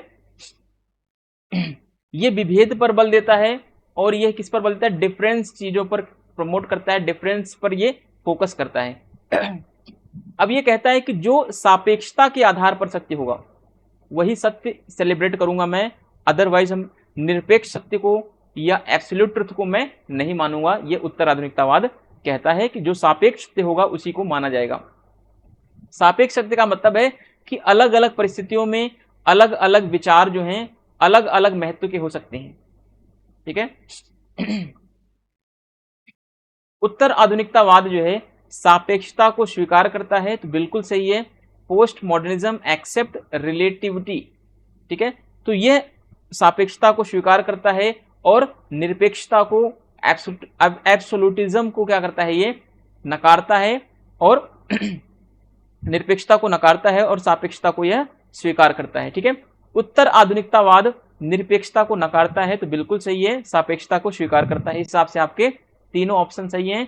पोस्ट मॉडर्निज्म रिजेक्ट्स एब्सोल्यूटनेस। ठीक है, ठीक है, इतना क्लियर है आप लोगों का। चलिए आगे देखते हैं। 40 नंबर क्वेश्चन मैचिंग है, इसमें सारा कुछ मैच है। ठीक है, लेट कैपिटलिज्म कभी कभी आता है एग्जाम में, यह विलंबित पूंजीवाद आता है, तो फ्रेडरिक जेमिसन से ये जुड़ा हुआ विचार है। विखंडनवाद जैक्स डेरिडा से जुड़ा हुआ है। और ज्ञान एवं शक्ति की संकल्पना, ठीक है, नॉलेज एंड पावर जो है, concept of knowledge and power is related to the Michael Foucault या मिशेल फुको। फिर ज्ञान महान वृत्तांतों का अंत। ठीक है, लियोटार्ड ने क्या किया, महान वृत्तांतों के अंत की बात की, या जो बड़ी बड़ी महान कथाएं हैं उनको समाप्त करने की बात लियोटार्ड करता है। लियोटार्ड विखंडनवाद से जुड़ा हुआ है। ठीक है, विखंडनवाद कोई अलग विचार नहीं, बल्कि यह उत्तर आधुनिकतावाद का ही विचार है, जो हर चीज को क्या करता है, हर चीज को तोड़ कर देखता है, हर चीज पर संदेह व्यक्त करता है। हर चीज को ये क्या करता है, हर चीज को देख कहता है कि डाउट है, किसी भी चीज को ये सत्य नहीं मानता, पूर्णतः सत्य नहीं मानता, ये अंतिम सत्य नहीं मानता है। ये भी क्या करता है, ये भी सापेक्ष को मानता है, ये निरपेक्ष पर बल नहीं देता। ये चीजें आपको समझनी है। कहीं कहीं आप उत्तर संरचनावाद आ जाता है, विखंडनवाद आ जाता है, तो आप लोग वहां पे थोड़ा सा कंफ्यूज हो जाते हैं। तो शब्दों के ऊपर कंफ्यूज नहीं होना, मीनिंग सबके क्या है, एक दूसरे से जुड़े हुए हैं। ठीक है, अब देखिए ये पेपर में आया हुआ है क्वेश्चन आपका, नेट के पेपर में। बहुसंस्कृतिवाद के अंतर्गत वे प्रवासीय जातीय सांस्कृतिक समूह जिन्हें कभी भी नागरिक बनने का अवसर नहीं मिलता है, क्या कहलाते हैं, तो वे मेटिक्स कहलाते हैं। ठीक है, मेटिक्स वे लोग होते हैं, वे समूह होते हैं जो हमेशा इधर से उधर क्या करते रहते हैं, अलग अलग कंट्रियों में भटकते रहते हैं। क्यों भटकते हैं, क्योंकि इनको किसी भी देश में नागरिकता नहीं मिलती है। ठीक है, और वास्तविक रूप में ये अपने देश वापस आना भी चाहते हैं।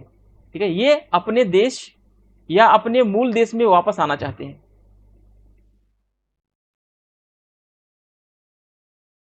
मेटिक्स जो होते हैं वो दूसरे देश में किस लिए जाते हैं, नागरिकता की तलाश में जाते हैं, नागरिक बनने के अवसर प्राप्त करने की कोशिश करते हैं। लेकिन इनको जब किसी भी देश में नागरिकता नहीं मिलती तो इनको क्या बोल दिया जाता है, मेटिक्स कहा जाता है।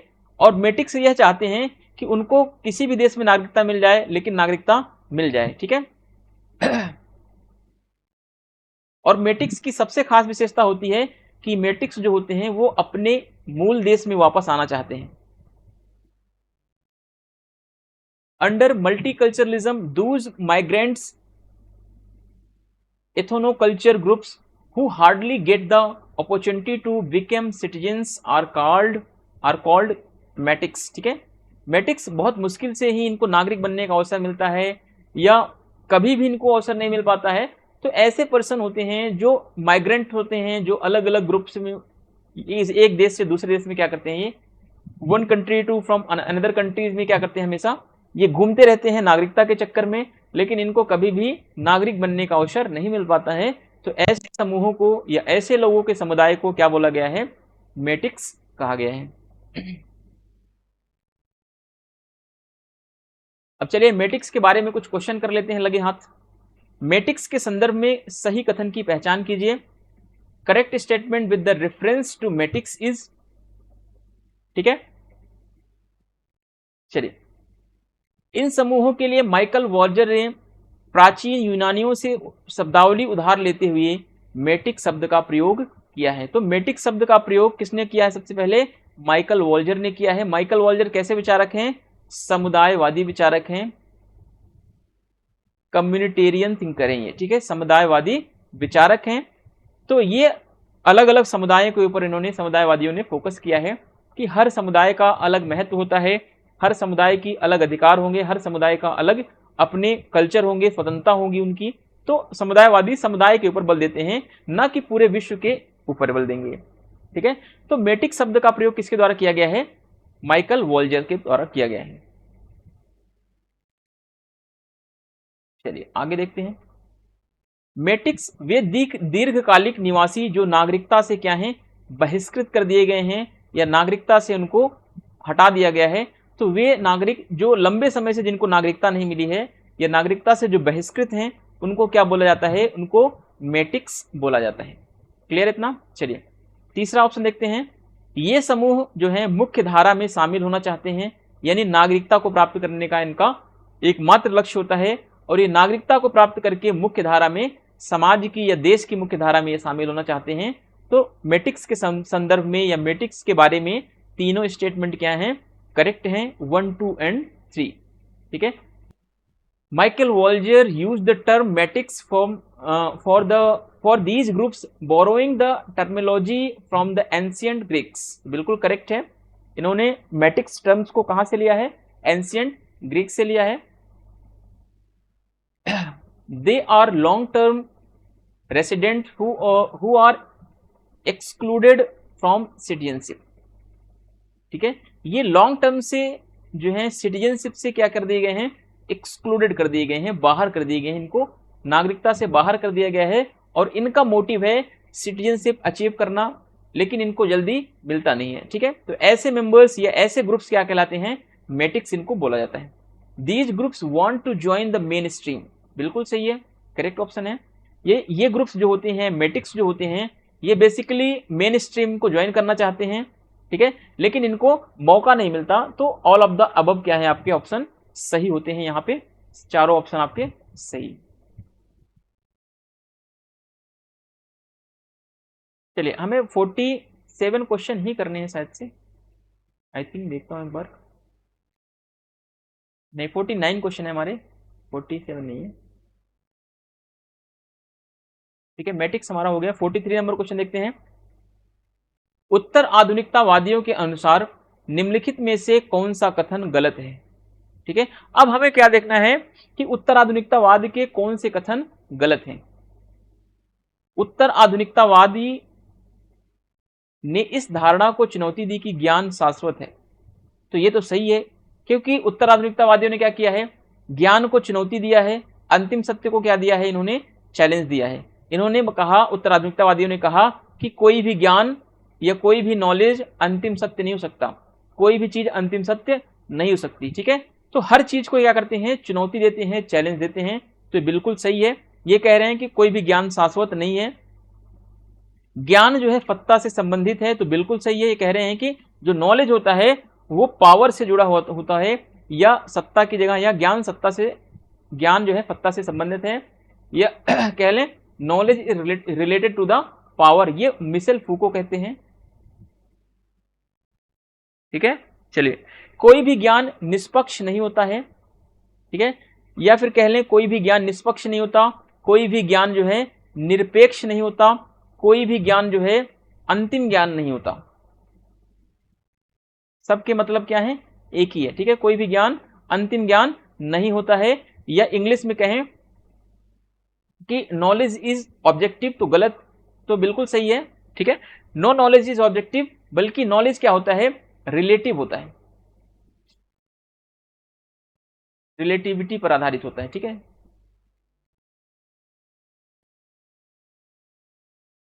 ठीक है, knowledge is based on subjectivity, ये चीज आपको ध्यान रखना है। ठीक है, ज्ञान विश्व में प्रगति का मार्ग प्रशस्त करता है, तो ये ऐसा स्टेटमेंट कोई उत्तराधुनिकतावादियों ने नहीं दिया है, तो इस हिसाब से आपका ऑप्शन नंबर डी गलत हो जाएगा।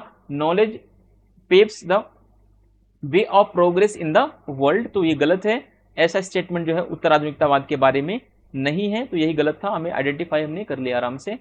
चलिए देखते हैं, उत्तराधुनिकतावादी विचारकों के अनुसार ज्ञान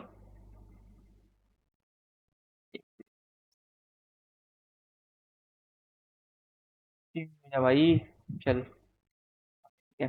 चलिए, उत्तराधुनिकतावादी विचारकों के अनुसार ज्ञान का कौन सा गुण मौजूद नहीं है। ठीक है, उत्तराधुनिकतावादी ज्ञान के किस गुण को नहीं मानते हैं, ये नॉर्मेटिव ज्ञान को मानते हैं, संज्ञानात्मक ज्ञान को मानते हैं, राजनीतिक ज्ञान को मानते हैं, लेकिन ये वस्तुनिष्ठ ज्ञान को नहीं मानते हैं, ये ऑब्जेक्टिविटी का विरोध करते हैं, ये कहते हैं कि ज्ञान कैसा होता है, आत्मनिष्ठ होता है, ज्ञान जो होता है व्यक्ति के विवेक की सीमा पर आधारित है। किसके ऊपर है, व्यक्ति की विवेक की सीमा पर है।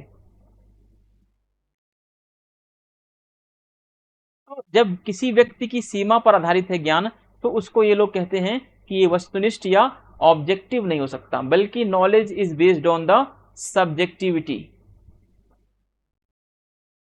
ठीक है, नॉलेज पॉलिटिकल हो सकता है, नॉलेज कॉग्निटिव हो सकता है, नॉलेज नॉर्मेटिव हो सकता है, लेकिन नॉलेज कभी भी ऑब्जेक्टिविटी नॉलेज नहीं हो सकता। चलिए 45 नंबर क्वेश्चन देखते हैं। आज आप भी सोच रहे होंगे कि सर कितना क्वेश्चन ला रहे हैं उत्तराधुनिकतावाद के ऊपर, और इतने बड़े बड़े क्वेश्चन, जिससे कि सारा आपका डाउट ही क्लियर हो जाएगा। ठीक है, उत्तराधुनिकतावाद के संदर्भ में सही कथन की पहचान करना है हमें। उत्तराधुनिकतावादी विचारकों के अनुसार ज्ञान में वस्तुनिष्ठता के गुण मौजूद नहीं होते हैं, तो बिल्कुल सही बात है। ये कह रहे हैं कि जो भी ज्ञान होगा उसमें वस्तुनिष्ठता नहीं होती, बल्कि उसमें क्या होता है, ज्ञान में व्यक्तिनिष्ठता होती है, व्यक्तिनिष्ठता। ठीक है, ये ऑब्जेक्टिविटी को तो नकारते हैं। ठीक है, ये कहते हैं कोई भी ज्ञान जो होगा वो व्यक्ति की विवेक पर आधारित होता है, ज्ञान जो है वो व्यक्ति की विवेक की सीमा पर आधारित होगा, व्यक्ति के विवेक की सीमा पर, विवेक की सीमा पर आधारित होता है।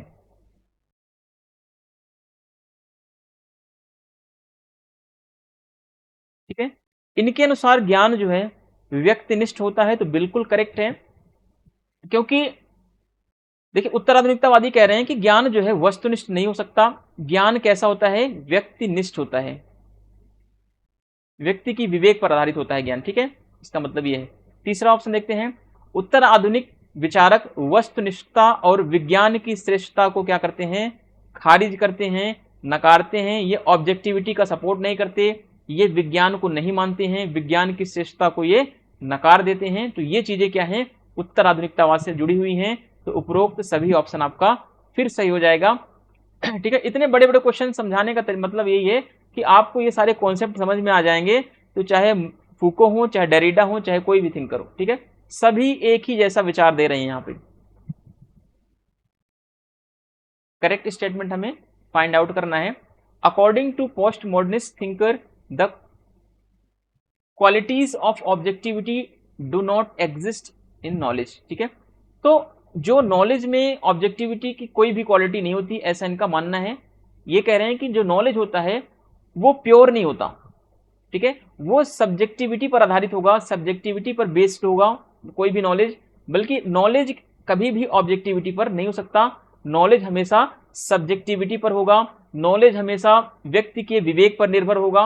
व्यक्ति के पास जितना नॉलेज है, जितना उसका विवेक है, उतना ही ज्ञान सामने आता है। ठीक है, तो ऐसा ये मानते हैं। तो ये किसी भी चीज को ऑब्जेक्टिविटी के साथ नहीं रखते। ये कह रहे हैं कि ज्ञान में ऑब्जेक्टिविटी नॉलेज में नहीं होती। अकॉर्डिंग टू देम, उनके अनुसार नॉलेज इज सब्जेक्टिव। ठीक है, नॉलेज कैसा होता है? सब्जेक्टिव होता है। नॉलेज कभी भी ऑब्जेक्टिव नहीं होता है। ठीक है, post modern thinkers reject objectivity and supremacy of science. ठीक है, तो पोस्ट मॉडर्न थिंकर जो हैं वो किसको रिजेक्ट करते हैं? ऑब्जेक्टिविटी को, वस्तुनिष्ठता को नकारते हैं, और सुप्रीमेसी ऑफ साइंस को ये रिजेक्ट कर देते हैं। तो इस हिसाब से आपका ऑप्शन नंबर डी सही हो जाएगा, ऑल ऑफ द अबव। चलिए, मिशेल फूको के अनुसार ज्ञान क्या है? ठीक है, नॉलेज अकॉर्डिंग टू फूकॉट। ठीक है, कोई ज्ञान की कोई एब्सोल्यूट की जगह निरपेक्ष लिख लें आप, या आप अंतिम लिख सकते हैं इसको, या आप एकमात्र लिख सकते हैं। ठीक है, ज्ञान की कोई एब्सोल्यूट या निरपेक्ष सत्ता नहीं होती, वह हमेशा शक्ति तंत्र के साथ जुड़ा होता है। ठीक है, तो मिशेल फूको कह रहे हैं कि नॉलेज हमेशा किसके साथ जुड़ा होगा? नॉलेज हमेशा पावर के साथ जुड़ा होता है। ठीक है, फूको कह रहा है कि ज्ञान की कोई एक एब्सोल्यूट जो है सत्ता नहीं होती, बल्कि वह हमेशा शक्ति के साथ क्या है? जुड़ा हुआ होता है। वह शक्ति तंत्र के साथ हमेशा नॉलेज जुड़ा रहता है। तो ये मिशेल फूको का स्टेटमेंट भी है कि नॉलेज इज पावर।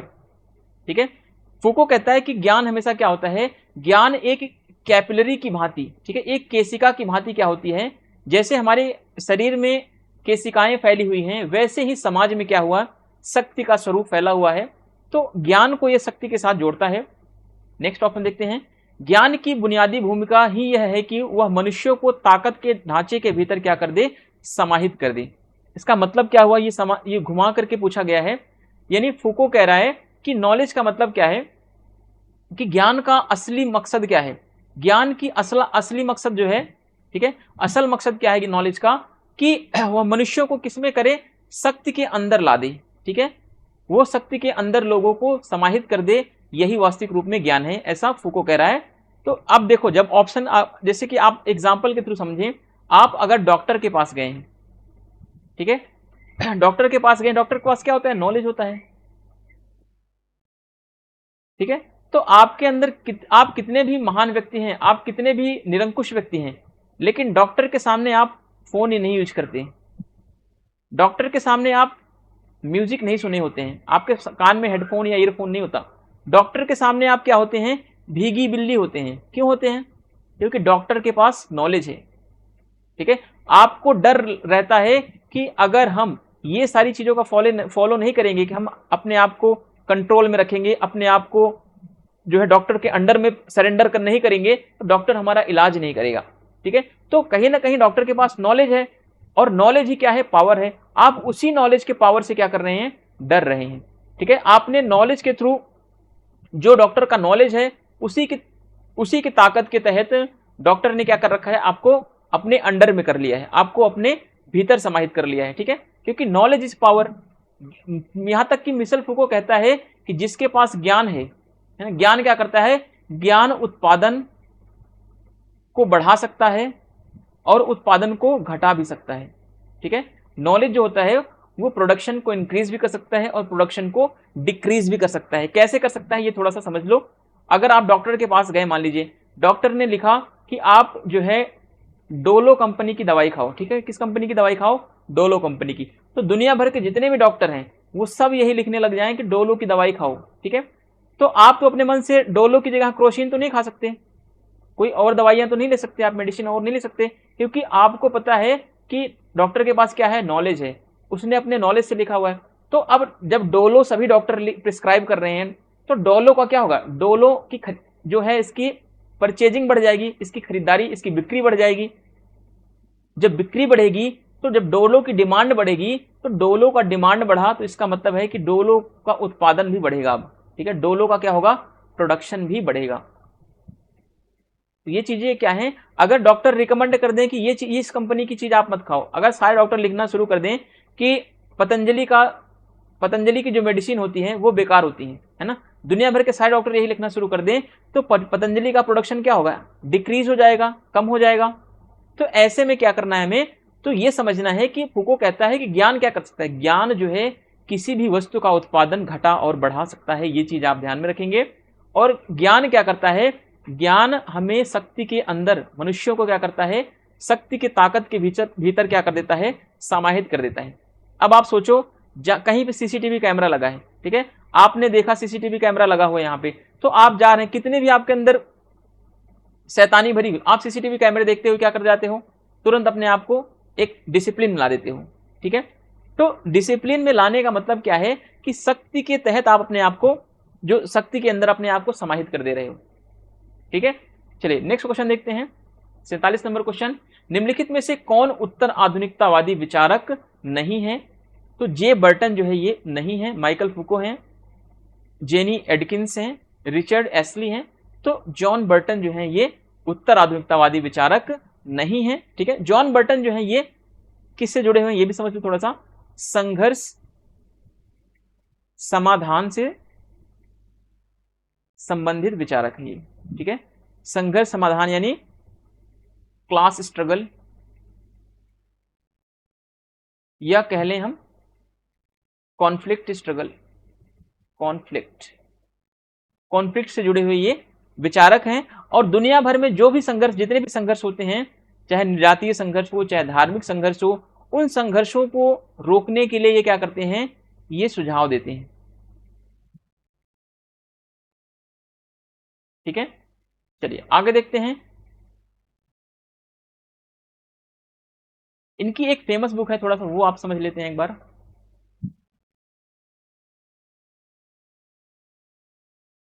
इनकी जॉन बर्टन की एग्जाम में पूछा जाता है, वर्ल्ड सोसाइटी है। इनकी एक बुक और है, conflict and resolution, conflict resolution and नहीं, conflict resolution as a political system, political system इनकी बुक है। आपको ये वाली बुक ज्यादा इंपॉर्टेंट है, याद रखनी है, ठीक है। कॉन्फ्लिक्ट वर्ल्ड सोसाइटी याद रखनी है, और ये भी इंपॉर्टेंट है, ऐसा नहीं है कि इंपॉर्टेंट नहीं है, तो ये भी याद रख लेंगे अगर बेहतर होगा तो याद कर पाए तो रख लें, क्योंकि यहां से इंटरनेशनल पॉलिटिक्स में यहां से क्वेश्चन जॉन बर्टन से पूछा जाता है, ठीक है। चलिए आगे देखते हैं 48 नंबर क्वेश्चन, उत्तर आधुनिकतावाद के संदर्भ में सही कथन की पहचान करनी है। फिर आप उत्तर आधुनिकतावाद के ऊपर आ चुके हैं, करेक्ट स्टेटमेंट आइडेंटिफाई करना है। उत्तर आधुनिकतावादी विचारक इस विचार को मानते हैं कि सामाजिक मुद्दों का ज्ञान जो है, देखिए ज्ञान के ऊपर, वस्तुनिष्ठता के ऊपर खूब क्वेश्चन पूछा जा रहा है ना, सामाजिक मुद्दों का जो ज्ञान होता है, ठीक है, सामाजिक मुद्दों का वस्तुनिष्ठ ज्ञान नहीं हो सकता कभी भी। ये कह रहे हैं कि कोई भी जो सामाजिक मुद्दे के ऊपर ज्ञान है या राजनीतिक मुद्दे के ऊपर कोई भी ज्ञान जो है कभी भी वस्तुनिष्ठ नहीं हो सकता। तो ये पहला स्टेटमेंट आपका सही है। हो सकता है कि आपको लग रहा हो ये रेपिटेशन है, लेकिन यहाँ पे थोड़ी सी चीजें बदली है, सामाजिक मुद्दों के ऊपर यहाँ पे चीजें पूछी गई हैं, तो इसलिए मैंने इसको ऐड किया है। पहला स्टेटमेंट सही है। उत्तर आधुनिकतावादी के अनुसार ज्ञान न केवल एक संज्ञानात्मक कारक है, बल्कि ज्ञान क्या है, मानकीय और राजनीतिक भी है। बिल्कुल सही है। ये कह रहे हैं कि ज्ञान संज्ञानात्मक है, ज्ञान मानकीय है, ज्ञान राजनीतिक है। अगर आपको समझ में नहीं आया हो तो यहाँ पे आप देख सकते हैं ज्ञान के बारे में, यहाँ पे देखो उत्तर आधुनिकतावादियों के अनुसार ज्ञान के कौन कौन से गुण मौजूद होते हैं, मानकीय, संज्ञानात्मक और राजनीतिक, ठीक है। यही तो क्वेश्चन पूछा गया है आगे चल के, ठीक है। यहाँ पे ऐसा पूछ लिया गया, और यहाँ पे देखो क्वेश्चन कैसे पूछा गया है। यहाँ पे क्वेश्चन नंबर देखिए 48 में ज्ञान के बारे में क्या पूछ लिया गया है, उत्तर आधुनिकतावादियों के अनुसार ज्ञान न केवल संज्ञानात्मक होता है, ज्ञान बल्कि मानकीय भी होता है और पॉलिटिकल भी नॉलेज होता है, ठीक है। तो ज्ञान के इतने रूप हैं। अब वहां पे ऑप्शन था कि ज्ञान ऑब्जेक्टिव होता है, तो ये गलत हो जाएगा, ठीक है। तो पहला और दूसरा अभी तक सही है। तीसरा देखते हैं, सत्ता व ज्ञान स्वाभाविक रूप से क्या है, सहयोगी हैं और प्रत्यक्षतः एक दूसरे के यह समानार्थी हैं, तो बिल्कुल सही है। क्योंकि ज्ञान और सत्ता दोनों क्या हैं, एक दूसरे के समानार्थी हैं, एक ही सिक्के के दोनों पहलू हैं। ज्ञान और सत्ता का संबंध जुड़ा हुआ है। कभी क्वेश्चन पूछ ले ज्ञान और सत्ता दोनों विपरीत हैं तो नहीं, ठीक है। तो ज्ञान और सत्ता क्या है, उत्तराधुनिकतावादी के अनुसार ज्ञान और सत्ता दोनों क्या हैं, एक दूसरे के समानार्थी हैं, एक दूसरे से जुड़े हुए हैं। चलिए, post modernist thinker hold the view that there can be no objective knowledge of social issues, तो बिल्कुल सही है, नो ऑब्जेक्टिव नॉलेज होना चाहिए सोशल इश्यूज का, बिल्कुल सही है। According to post modernist, knowledge is not only a cognitive factor, knowledge is also normative and political, ठीक है। तो नॉलेज जो होता है वो कॉग्निटिव भी होता है, नॉलेज जो होता है वो नॉर्मेटिव भी होता है, नॉलेज जो होता है वो पॉलिटिकल भी होता है। तो ये तीनों को आप याद रखेंगे। Power and knowledge are inherently supportive and apparently synonymous with each other, तो बिल्कुल सही है, ये apparently होते हैं, ये synonymous हैं एक दूसरे के। knowledge is equal to power, power is equal to knowledge, तो ये क्या है, एक दूसरे के apparently हैं, एक दूसरे के इक्वल में हैं, एक दूसरे के synonymous हैं, ठीक है।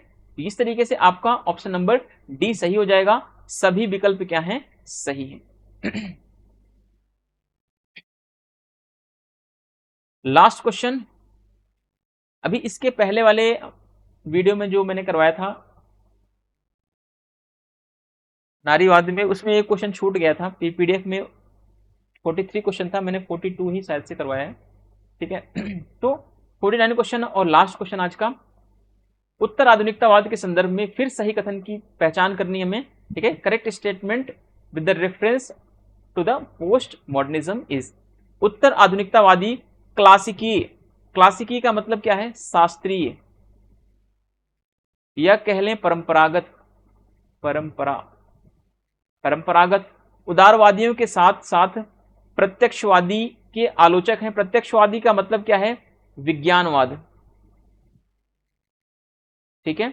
प्रत्यक्षवाद के भी ये आलोचक हैं जो वस्तुनिष्ठता और विज्ञान की श्रेष्ठता पर विश्वास करते हैं, तो बिल्कुल सही है, क्योंकि उत्तर आधुनिकतावाद उदारवाद के साथ साथ विज्ञानवाद या प्रत्यक्षवाद का भी विरोधी है, क्योंकि उदारवाद और विज्ञानवाद, ठीक है, उदारवाद और क्लासिकी उदारवाद और प्रत्यक्षवाद यानी विज्ञानवाद, ठीक है, ये दोनों क्या करते हैं, वस्तुनिष्ठता को स्वीकार करते हैं और विज्ञान की श्रेष्ठता को स्वीकार करते हैं। तो आपको पहले से पता है कि उत्तर आधुनिकतावादी जो विचारक हैं ये वस्तुनिष्ठता को नकारते हैं और विज्ञान की श्रेष्ठता पर ये विश्वास नहीं करते हैं, ठीक है। तो इस हिसाब से क्या है, ये ऑप्शन क्या है, सही है, क्योंकि उत्तर आधुनिकतावादी जो हैं क्लासिकी उदारवादियों के साथ साथ प्रत्यक्षवादी के समालोचक हैं जो वस्तुनिष्ठता और विज्ञान की श्रेष्ठता पर विश्वास करते हैं, तो बिल्कुल सही है भाई। उदारवाद तो विज्ञान को मानता है, वस्तुनिष्ठता को मानता है, वैसे ही विज्ञानवाद भी या प्रत्यक्षवाद भी क्या करता है, विज्ञान की श्रेष्ठता को स्वीकार करता है, ऑब्जेक्टिविटी को स्वीकार करता है। और इन दोनों के विचारों को, किसके, क्लासिकी उदारवादियों के और प्रत्यक्षवादियों के विचारों को कौन नकारता है, उत्तर आधुनिकतावादी नकारता है। क्यों नकारता है, क्योंकि आपको पता चल गया कि ये वस्तुनिष्ठता और ऑब्जेक्टिविटी और साइंस पर ये ज्यादा फोकस करते हैं, उन्हीं को ये सुप्रीम मानते हैं, इसलिए नकारता है ये। चलिए आगे देखते हैं, उत्तर आधुनिकतावादी नए लेंसों से प्रत्येक स्वीकृत या स्थापित विचारों को देखना चाहते हैं, तो बिल्कुल करेक्ट है, ये हर चीज को नए लेंस से देखना चाहते हैं, जो ज्ञान बन चुका है उसको उसमें ये नए लेंस से देखेंगे, कुछ कमियां निकालेंगे उसमें, ठीक है। वो ये नहीं मानते कि जो ज्ञान बन चुका है वो अंतिम सत्य है, वही एकमात्र सत्य है, बल्कि ये हर चीज पर क्या करते हैं, तर्क करते हैं, हर चीज पर ये सवाल करते हैं, हर चीज को ये संदेह की दृष्टि से देखते हैं। यानी संदेह की दृष्टि से देखने का तात्पर्य है कि नए लेंसों से हर चीज को ये देखने का प्रयास करते हैं, ठीक है। इस हिसाब से आपका ऑप्शन नंबर डी सही हो जाएगा, 1 और 2 दोनों सही हैं। Post modernist are critics of classical liberals as well as positivist, ठीक है। तो दोनों को ये क्या है, आलोचक हैं। क्यों, क्योंकि दोनों ने क्या किया है, दोनों ने बिलीव किया है किसमें, ऑब्जेक्टिविटी में एंड सुपीरियरिटी ऑफ साइंस में, जबकि पोस्ट मॉडर्निस्ट क्या करते हैं, ऑब्जेक्टिविटी और सुपीरियरिटी ऑफ साइंस को रिजेक्ट करते हैं। ठीक है, चलिए। Post modernist seek to view each accepted और established idea through new lenses. ठीक है, जो पोस्ट मॉडर्निस्ट थिंकर होते हैं वो जितने भी आइडियाज होते हैं, जितने भी कोई भी वस्तु होती हैं, उन सबको क्या करते हैं, ये न्यू लेंसेज से देखते हैं। न्यू लेंसेज का मतलब क्या होता है, उन पर ये सवाल खड़े करते हैं, उन पर ये क्वेश्चन मार्क लगाते हैं। ठीक है, उत्तराधुनिकतावाद ये समझ के चलिए कि हर चीज पर भैया ये क्वेश्चन मार्क लगाएगा, किसी भी चीज को अंतिम सत्य नहीं मानेगा, बस आप इतना सा समझ लो। ठीक है, तो नए लेंस का मतलब यही है, और इसी के साथ आपका ऑप्शन नंबर डी सही हो जाएगा। बोथ आर करेक्ट, और आपका ये क्लास यहीं पर कंप्लीट होता है, और एमसीक्यू के ऊपर अंतिम क्लास होगी आज की हमारी। और अब आगे की जो वीडियोज आएंगी वो होंगी हमारी हॉब्स के ऊपर, लॉक के ऊपर, है ना, रूशो के ऊपर, इन सब के ऊपर हम जल्दी जल्दी कोर्स को खत्म करेंगे। अगर आप वीडियो को एक दिन में 2 से 3 वीडियो देखना पसंद करेंगे तभी मैं अपलोड करूंगा, कमेंट करके जब तक आप नहीं बताएंगे। अदरवाइज मुझे भी बहुत ज़्यादा काम है, क्योंकि कॉलेज स्टार्ट हो चुके हैं, आप लोगों को पता है कि एडमिशन वगैरह का प्रोसेस खत्म हो चुका है, और अब साथ के साथ अब मेरे पास भी थोड़ा सा वर्कलोड बढ़ रहा है, बच्चों के असाइनमेंट्स स्टार्ट हो चुके हैं। ठीक है, और अब वीडियो में ज़्यादा तभी बना पाऊंगा जब आप लोग कॉपरेट करेंगे, वीडियो को शेयर करेंगे। अदरवाइज ऐसे एक एक वीडियो धीरे धीरे पढ़ाता रहूंगा। एक एक वीडियो से आपको पता है कि दिसंबर तक सिलेबस कंप्लीट नहीं होगा, आपका लॉस होगा। इसीलिए आप थोड़ा सा हेल्प करें मेरा, जिससे कि आप व्यूज बढ़ाएं, थोड़ा सा कोशिश करें कि क्या कहते हैं, बच्चों तक ज़्यादा रीच पहुंचे इसकी, जिससे कि लोग जुड़ सके हमसे, उनको लाभ हो सके, तभी तो मेरे मेहनत करने का फायदा है। अब मैं एक बच्चे के लिए बताओ पूरा कोर्स पढ़ाऊं और केवल एक ही बच्चा देखे तो क्या फायदा है ना। इससे दोनों को लॉस होगा, हमारा भी नुकसान होगा और आपका भी नुकसान होगा। तो इससे मैं चाहता हूं कि अधिक से अधिक बच्चों को फायदा मिले, अधिक से अधिक बच्चे जुड़ें इससे, और जिससे कि वो मैक्सिमम बेनिफिट गेन कर सकें। तो मैं उम्मीद करता हूं कि आप लोग ज़्यादा से ज़्यादा शेयर करेंगे, लाइक सब्सक्राइब भी करेंगे, कमेंट भी करेंगे। जो नए स्टूडेंट्स हैं खास करके उनसे रिक्वेस्ट है कि वो अपने ग्रुप में शेयर करें वीडियोज़ को, जिससे कि इसकी एक थोड़ी सी पोटेंशियल बढ़े बच्चों के अंदर, और चैनल की थोड़ी सी ऑथेंटिसिटी भी बढ़ेगी। ठीक है, बच्चों तक रीच पहुंचनी चाहिए, जिससे कि नॉलेज भी आपका गेन हो। भाई ऐसा थोड़ी है कि पढ़ाते जा रहे हैं, केवल 2-4 बच्चे ही देखेंगे, क्या फायदा फिर उसका, है ना। लेकिन जो बच्चे जुड़े हुए हैं, कुछ बच्चे ऐसे हैं जो डेडिकेटेड हैं, प्रॉपर देखते हैं वीडियोज़ को। ठीक है, मैं उनका नाम इस ऑनलाइन प्लेटफॉर्म पर नहीं बताना चाहता हूँ, लेकिन जो बच्चे हैं जिनसे मैं कनेक्टेड हूँ, वो बच्चे देखते हैं, जुड़े भी हैं, तो मेरा उनके प्रति सहानुभूति है, मेरा सिंपैथी है उनके लिए, मैं काम करूंगा उनके लिए और पूरा कोर्स भी पढ़ाऊंगा। तो जो बच्चे जुड़ेंगे सबका स्वागत है मेरे चैनल पर, और मिलते हैं अब अगली वीडियो में। तब हम देखेंगे वेस्टर्न पॉलिटिकल थॉट को पढ़ेंगे और चीज़ों को आगे कवर करेंगे। और सबसे इंपॉर्टेंट बात जो है, कल आपका एग्जाम है, 4 तारीख है। ठीक है, तो इसके लिए सभी को ऑल द बेस्ट कह रहा हूँ। आप लोग अच्छे से पूरा जी जान लगा दीजिएगा, और आज जो है एग्जाम से एक दिन पहले आप प्रॉपर नींद लीजिएगा, पूरा प्रॉपर रेस्ट करिएगा। ठीक है, बहुत ज़्यादा आपको चिंता करने की जरूरत नहीं है। आप बस ये समझ के जाओ कि हमें एग्जाम में करना है, चाहे पास हो चाहे फेल हो, ठीक है, तभी आपका जेआरएफ होगा। आपको यकीन नहीं होगा कि मैं जितनी बार मैंने जेआरएफ किया हुआ है, मैं हर बार यही सोच के आता था, भाई ये तो पास होगा यार, ये तो फेल हो जाऊंगा, फांसी तो होनी नहीं इसमें, है ना। इस बार नहीं होगा तो अगली बार होगा। इसमें होता क्या है कि आपका थोड़ा सा जो डिसीजन लेने का प्रोसेस होता है ना, डिसीजन लेने की जो आपकी एबिलिटी होती है वो उस समय बढ़ जाती है, क्योंकि आपके अंदर टेंशन नहीं होता कि गलत होगा तो घर वाले क्या बोलेंगे, ये है ना। तो इस तरीके से अगर आप ज्यादा प्रेशराइज होकर कोई ऑप्शन चूज करेंगे तो उसमें गलत होने के चांसेस बहुत ज्यादा बढ़ जाते हैं। ठीक है, तो हमेशा आप फ्री माइंड से सोचो, फ्री माइंड से क्वेश्चन को करो और एंजॉय करो। तब और आपके लिए ऑल द बेस्ट है सभी को, जितने भी स्टूडेंट्स इस बार शामिल हो रहे हैं। मिलते हैं नेक्स्ट वीडियो में, तब तक के लिए धन्यवाद, ख्याल रखें आप लोग अपना।